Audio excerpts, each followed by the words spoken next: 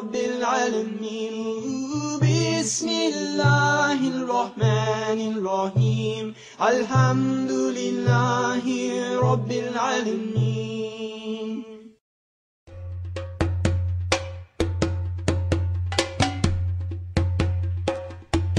I was born in Australia, in the outback, and I came here when I was 1. And I grew up in a Māori community on the east coast of the North Island. And then I came down here to study. We went to church Christmas Day because we had to, and it was a family thing. Maybe Easter as well, just to please my grandma.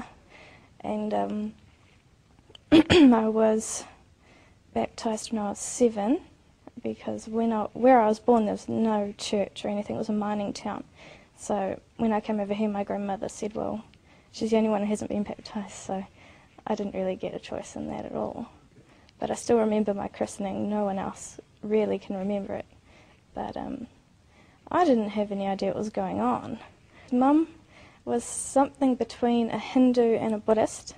We have all these idols around. I hate going home now seeing all these things hanging up on the walls and little statues.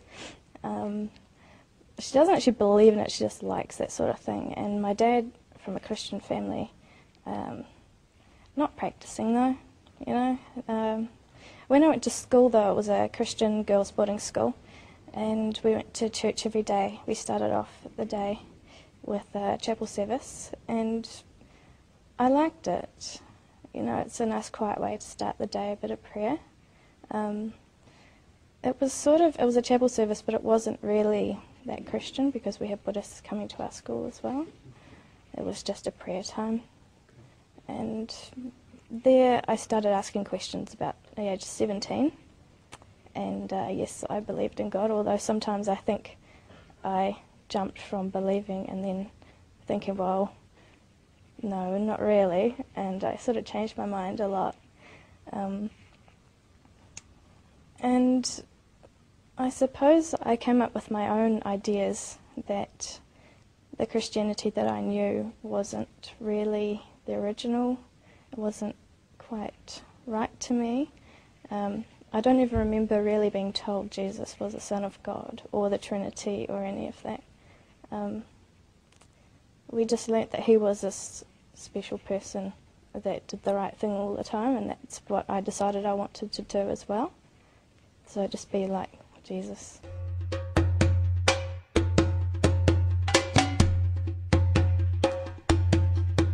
I think I had a little bit at school. I remember learning a bit about Islam. We did chapel services every Thursday. Each class did a chapel service, and I remember listening.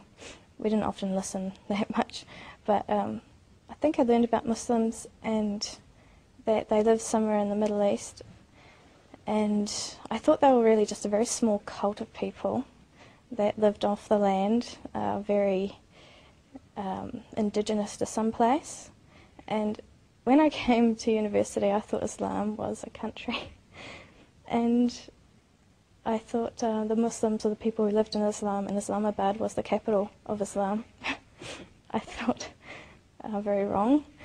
So I met my first Muslim really, I think, in my chemistry class, and I asked him to the movies quite often, just a friendly thing, and he kept saying no. And one day he just said, look, I can't be your boyfriend, I'm a Muslim. And I went, what's Muslim? And I wasn't very happy with that answer. So I went around trying to find out a bit more about Islam. Not really. I think I did, at the back of my mind, wanted to know more.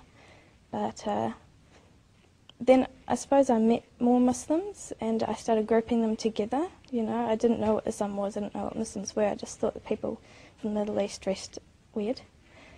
All the Muslims that I met, I had something in common with. I liked that they didn't drink alcohol. I liked that they wanted to, I suppose they were just very nice people. Yeah, I suppose they didn't know that they were doing dawah, but I was watching them quite carefully. meet them as lab partners, and one particular was a friend in physics. She came over to me because she thought I looked smart in my lab coat and wanted to ask me a question. I failed and she passed.